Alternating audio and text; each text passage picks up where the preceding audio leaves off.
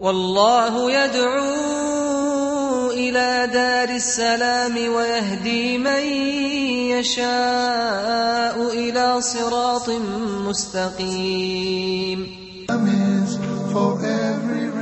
You're watching Beauties of Islam.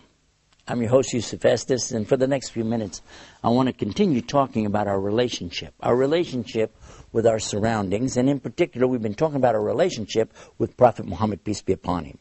What we discovered in our previous episodes is that Prophet Muhammad, peace be upon him, is the best of all of the human beings, sent us as an example on how to live our lives as true Muslims, and also that he was sent as the mercy to mankind. Also, we learned that he is the example of the Quran itself in motion.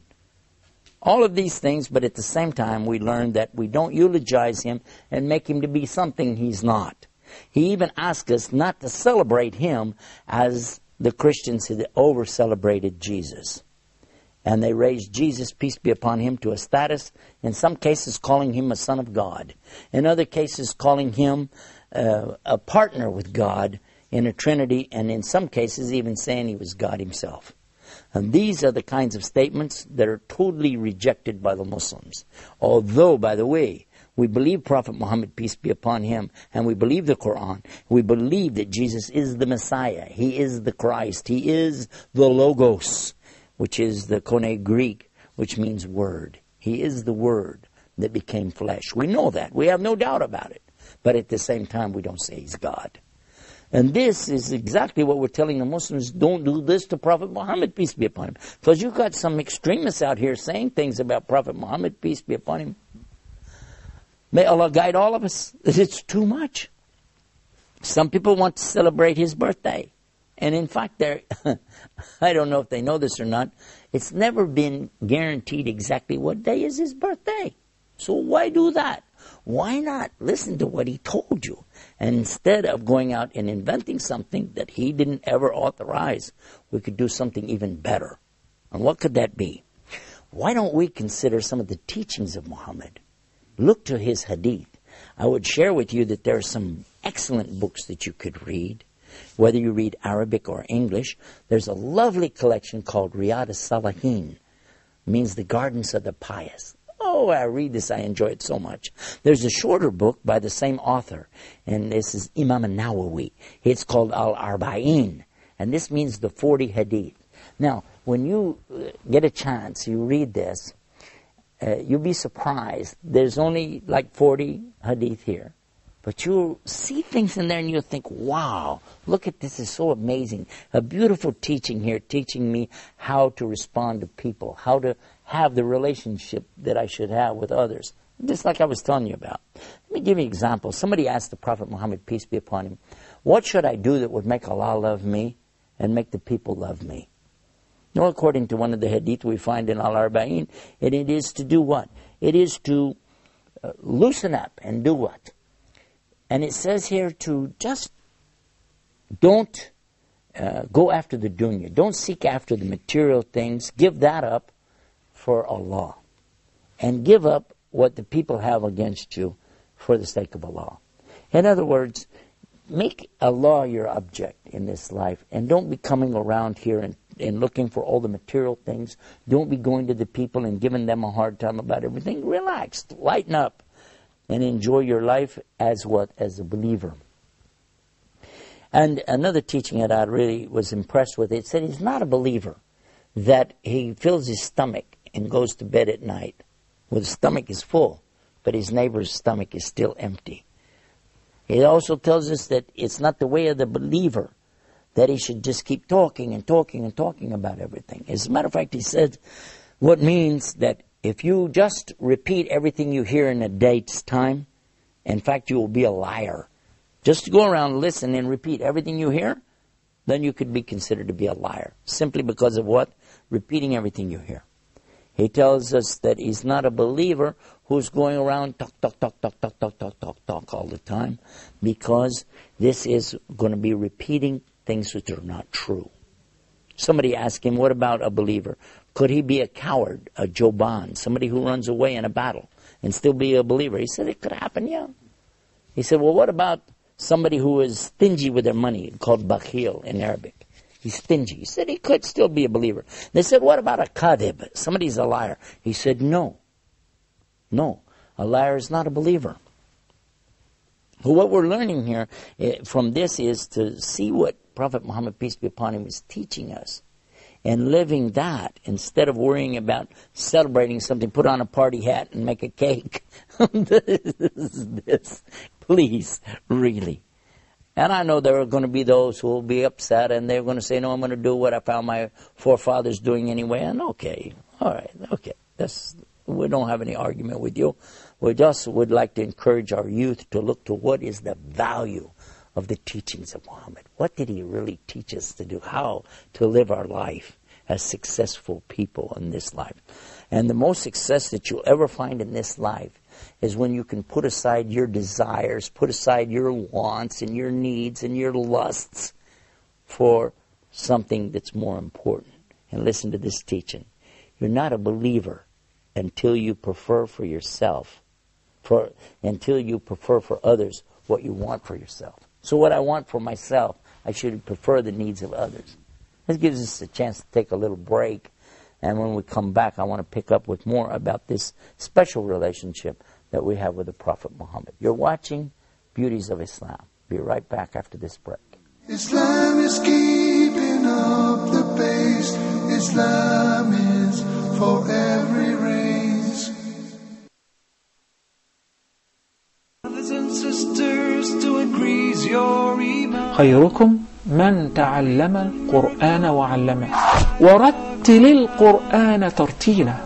Learning how to recite the Quran properly, learning the meaning of what we recite, including the ahkam from the verses which we recite, trying to implement what we learn in our daily life. Would listen to the participants and the guests. We'll take your phone calls. We're going to recite live. We'll listen to your recitation and we'll correct it according to the rules and regulations which we'll state in each episode. Now your dream will come true.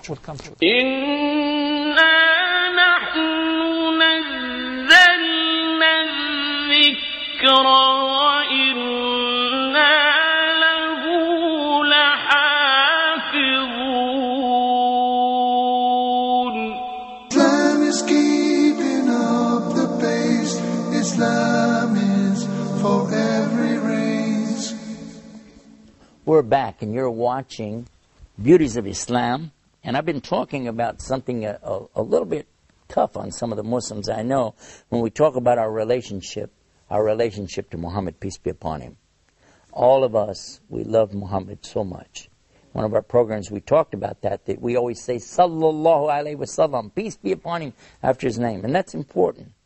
We also thank Allah so much for sending our Prophet Muhammad to us. In our prayers, at the end of our prayers, when you see the Muslim at the end, you know, and he raised their finger in the end of the prayer, and what are they saying? Allahumma salli ala Muhammad wa ala ali Muhammad, kama sallaita ala Ibrahim wa ala ali Ibrahim, innaka hamidun majid.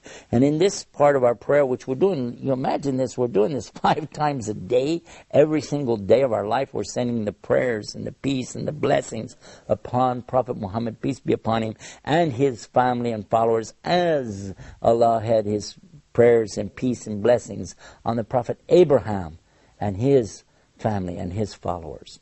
Now, I don't know if you've thought about the ramifications behind this. This is something really big. When you're talking about these kind of blessings for all of the companions and all of the family of Muhammad, and then those who follow him, this is something very beautiful. But at the same time, we're saying, as you blessed and put the peace and blessings upon who? The Prophet Abraham and all of his family. And who are the family of Abraham?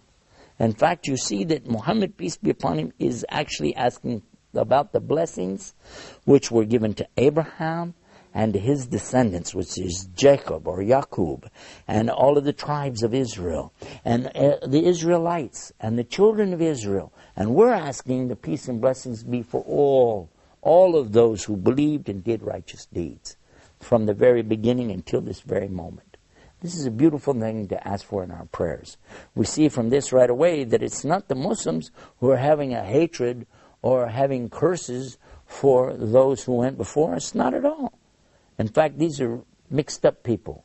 Anybody who is cursing and condemning to hell other people, this is not mentally healthy.